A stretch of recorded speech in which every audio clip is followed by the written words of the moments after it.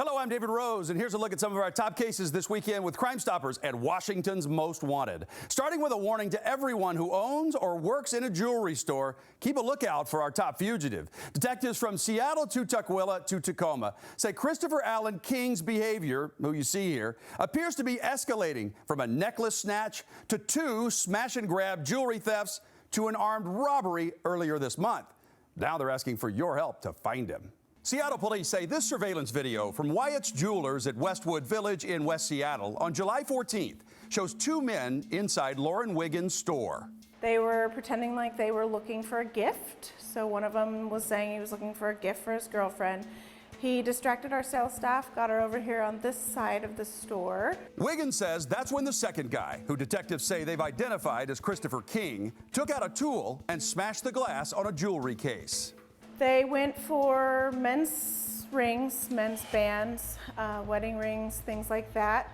Very nondescript items that they could probably pawn or sell. She says they stole $19,000 worth of jewelry, plus the men's wedding band tool display kit that cost $2,300 to replace. Not to mention the cost of fixing the glass that was shattered and spread all across her store. It really puts you on edge. Everybody that comes through the door now, you're hypersensitive, so it was extremely alarming. That smash and grab happened just a little over a week after police say King used a pair of pliers to break the glass on a display case at Bellevue Rare Coins in West Seattle, and then stole 2 trays of rings worth more than $36,000.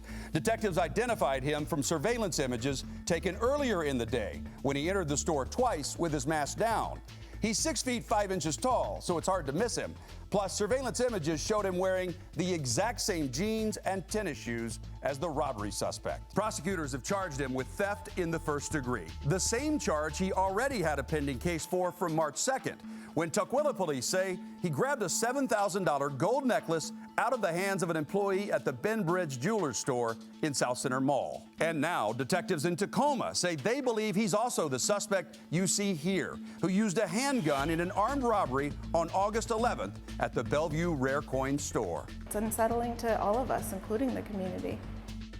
According to court documents, King was in prison until January 9th of this year. He has prior convictions for domestic violence assault, burglary, theft, possession of stolen property, auto theft, vehicle prowl, resisting arrest, attempting to elude, obstruction, and drugs.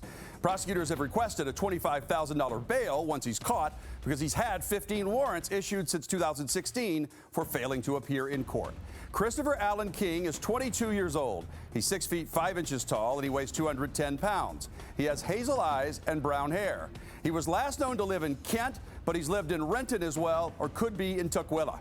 If you can tell Seattle police where to find him, Crime Stoppers of Puget Sound will pay you a cash reward of up to $1,000. And you will remain anonymous. Send the information through the P3 Tips app on your cell phone or go to p3tips.com. You can also call 1-800-222-8477.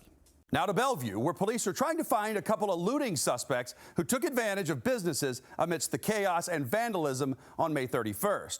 Police are trying to identify these 2 men. They were seen on surveillance video entering the downtown Rite Aid on 106th Avenue Northeast, just south of Bellevue Square Mall. So on the night of May 31st, when we had all the looting in downtown Bellevue, for about a 3-hour period, you can see a group of people smashing the front windows, the front door of the Rite Aid in downtown Bellevue. Now, what happened over the next 3 hours is that you had all of these people coming and going as they pleased, taking what they wanted, completely uncaring about what they were doing and who they might be harming. Now, we've already made a couple of arrests, but you can see these 2 specific individuals. They're not wearing face coverings. The suspect with the brown hair has an obvious tattoo on his forearm. Can't really make it out, but it's distinct. And the other suspect has this wild, curly red hair. Somebody has got to know these guys. They walked in at separate times. We don't think that they're connected, but these 2 individuals went into the Rite Aid, took what they pleased, and walked out the door. So remember, it's anonymous to submit their names to Crime Stoppers of Puget Sound, and they will pay you a cash reward of up to $1,000 for the tip that identifies either of the suspects. If you know both of them, you're going to get a reward of up to $2 grand. So if you recognize them or you can tell police where to find them, anything at all, send photos of them even to the P3 Tips app on your cell phone. That goes right to Bellevue Police, or you can call 1-800-222-TIPS. As US Postal Inspectors continue dismantling an organized theft ring accused of burglarizing post offices in Kitsap, Mason, and Pierce County, they're asking for your help to find one of the suspects. Tiffany Doll has multiple warrants for her arrest. Now, this photo on the left was taken in 2010. The photo right behind me is the most recent one.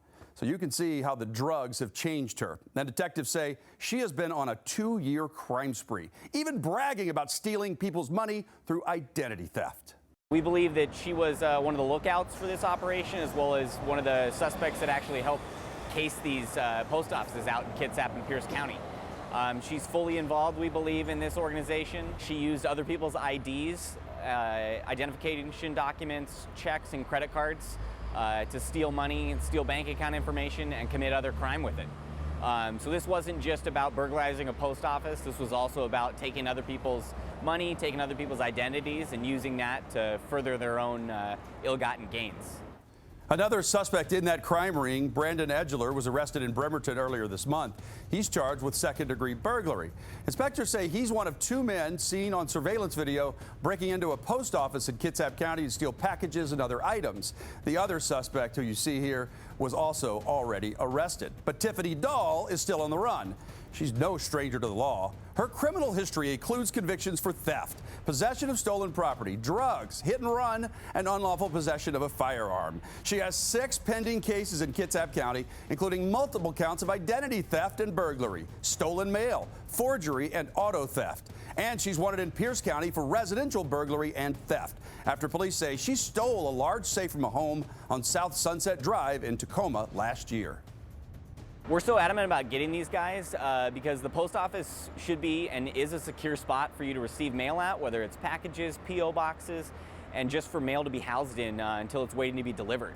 So attacking a post office like this and attacking multiple of them in a small community like this is really an attack on a community itself. Since we've started to make arrests in this case, we've had no other break-ins of post offices and no other vandalism in these areas. So we believe that we are onto the ring that was doing this, and that they've kind of stopped their activity since we've taken most of them into custody. So Tiffany Doll is our last one that's outstanding. So if anybody knows where she is, please let us know. And if you've ever talked to a victim of identity theft or been one yourself, you know it is devastating and time-consuming. Tiffany Doll is 48 years old, 5 feet 8 inches tall. She weighs 155 pounds. Postal inspectors say she could be in the Pierce or Kitsap County area. I did some digging. Last time I could find her, she was living in Bremerton, so she might still be around there. But if you know where she's hiding, submit that tip to Crime Stoppers of Puget Sound through the P3 Tips app, or call 1-800-222-TIPS, and you're going to get a cash reward of up to $1,000 as soon as they put the cuffs on Tiffany Doll. A woman connected to a deadly stabbing in the summer of 2018 is on the run tonight and wanted by Tacoma police. Shelley Eberwine has a warrant for her arrest after she didn't show up to court on a charge of first-degree rendering criminal assistance. Now, her family tells me they put up her $50,000 bail, and they say she could cost them their home because she's gone into hiding somewhere in Seattle. Now, this all stems from 2018, when DeMarco Parker was charged with stabbing D'Angelo Reese to death on a street in Tacoma's Hilltop neighborhood. Investigators say the 2 men got into an argument and Reese pulled out a knife. But Parker knocked it from his hand and then grabbed it, chased after Reese, and stabbed him. Shelley Eberwine is accused of driving the getaway car and then coming back later to the house where she and Parker had been staying to get Parker's cell phone and some clothes. Parker was later arrested for murder second, and she was arrested for rendering criminal assistance in the first degree. She was later released and given a court date to respond back on these charges. She did not show up for her court date. Prosecutors have now released a warrant for the arrest of Shelley Eberwine. This woman needs to be held accountable. Shelley's family says she's hooked on heroin and is homeless in the Seattle area. She's 5'9", 155 pounds. She just turned 46 years old last week. If you spot her on the street, call 911. If you know where she's staying or how to find her, submit that information through the P3 Tips app on your cell phone or call 1-800-222-TIPS. It's anonymous. And as always, you will receive a cash reward of up to $1,000 if your tip leads to her arrest. Tonight, a murder mystery that you probably never heard about, as Pierce County Sheriff's detectives kept the details of the homicide close to the vest while they worked to solve the case. 44-year-old Trevor Guthrie was found badly beaten and possibly strangled 4 days before Thanksgiving in 2017. Tonight, his family is frustrated that the killer or killers have not been caught, and they want you to know that his life mattered, and they're pleading for your help. Hi, my name is Trevor, and this is my work area. Trevor Guthrie grew up in Graham, and he lived there his whole life. He had the same friends since junior high. His family all lives down the same dirt road, and he was more than a proud dad to his 2 kids. They were best friends. Trevor loved woodwork, spent 10 years at a sawmill before starting a gas piping business. I'm going to clean everything off here. I'm going to build another shelf and build a shelf below. Get the things that I don't use.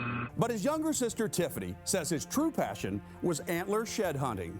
And he could tell you a story on everyone he had. Put them all on the porch and we're like, wow, that's a lot of antlers that he had. It was his pride and joy. By all accounts, Trevor was exactly what you see in these photos. A kind man with a ready smile who loved the outdoors and was always willing to lend a hand to help out, which is why his murder is so shocking to his family. That day will always stick with me. I remember it like yesterday. That day was November 19th, 2017. Trevor's niece got a call from her mom to go to his house. Something was wrong. His girlfriend came up to me and she was just crying and she was telling me that he was dead, and I couldn't process it because I was like in shock. Trevor's girlfriend had come over to check on him after she couldn't reach him. His body was right at the front door. You could see that he was curled up in the fetal position. The medical examiner ruled his death a homicide from asphyxiation and blunt force trauma. There were no drugs or alcohol in his system. He had multiple bruises, lacerations on his face and lips, a fractured nose, and soft tissue damage to his neck. Where he laid was the majority of the blood, but there was also blood in the front room, on the TV, in the kitchen, under the table, and all over the walls. Tiffany believes Trevor put up a fight and wonders if there may have been more than one suspect. I know he had to have put up some kind of struggle because the trim on the doors were broken off and there was wood laying on the kitchen floor from either being kicked or had to been kicked or something because it was just broken and split to pieces. Detectives spent hours gathering evidence, including sections of the counter and the floor. And when they were gone, Tiffany took photos of the scene before she started the cleanup. This one still haunts her. You can see his hand just reaching out. You can see his thumbprint in there. You can see him like grabbing at the floor to either get away or get up or get help. That's the most disturbing photo that has stuck in our mind's eye from day one. Now, almost 3 years later, none of the physical evidence has led to an arrest. This is one of those ones that's basically a whodunit and why. On the last day of his life, Tiffany says Trevor spent it working a side job. Then he met up with a few friends before stopping by her home. Nobody was there, so he headed to his house, except he hardly ever stayed there. He usually slept at his girlfriend's place, and his house is not visible from the road. This is somebody who went there knowing who was there, we believe, and committed a homicide. But what was the motive? Nothing appeared to have been stolen. His money was still in his wallet. We can't find anybody that would want to do this to him. This was not a robbery. He didn't have enemies. So detectives need a new angle to pursue, to uncover something about his life they don't already know. I really feel like somebody in our area knows something. Trevor's family believes there are still plenty of people detectives can talk to who might have the information to bring them some peace. Well, in my life right now, I can't move on. His mom tries to remember all the good things about Trevor, but it's hard to stop imagining the pain her son endured. I'm asking the public, if they know anything, please tell your truth. We need to move on. The family has started a GoFundMe and say they've raised enough money so far to pay a $5,000 reward for the tip that helps catch Trevor's killer or killers.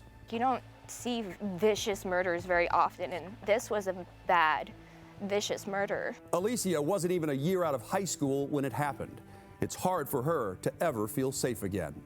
Before I go to bed, I have like a 15-minute routine. All my windows are locked, my doors are locked, the sticks are in the sliders. I make sure I go upstairs, all the lights are off, all the windows are locked. Like, it takes me like 10 minutes before I can actually, okay, I feel like I'm safe, I can go to bed. And even then, like, it's still in the back of my mind. I think about him all the time. I think about how that person just gets to live on and not feel guilt for it. Trevor had been looking forward to seeing his kids graduate from college. He was excited for the future, and he shared his happiness in one final message. He wrote a letter to my grandma and said, hey, just want to tell you I love you and I'm doing really good and I'm starting my business. And he sent her $40 and said, go have dinner on me. And the day of the funeral, she received it, and she wasn't able to come up to the funeral, so it was heart-wrenching. In the days, weeks, and months after her brother's murder, Tiffany looked at everybody as a possible suspect. She doesn't believe his murder was random and struggles to understand why Trevor was killed so horribly. He had such a good personality that even if he made somebody mad on accident, they were all friends with him the next day. So think back to right before Thanksgiving in 2017. If you heard anything around Graham, or if you have any ideas on who Pierce County Sheriff's detectives should interview, or if you can identify Trevor's killer, please submit that anonymous tip right now to Crime Stoppers of Tacoma, Pierce County. You'll never be asked to give your name. You will receive a $5,000 cash reward if it leads to an arrest in his case. That's a look at some of the cases this weekend that police need your help to solve. So I hope you'll join us for Washington's Most Wanted. It's airing tonight at midnight on Q13 Fox. It runs again Saturday night at 10 on Joe TV and 10:30 on Fox TV stations in Spokane, Yakima, and the Tri-Cities. Let's make sure these criminals have nowhere left to hide.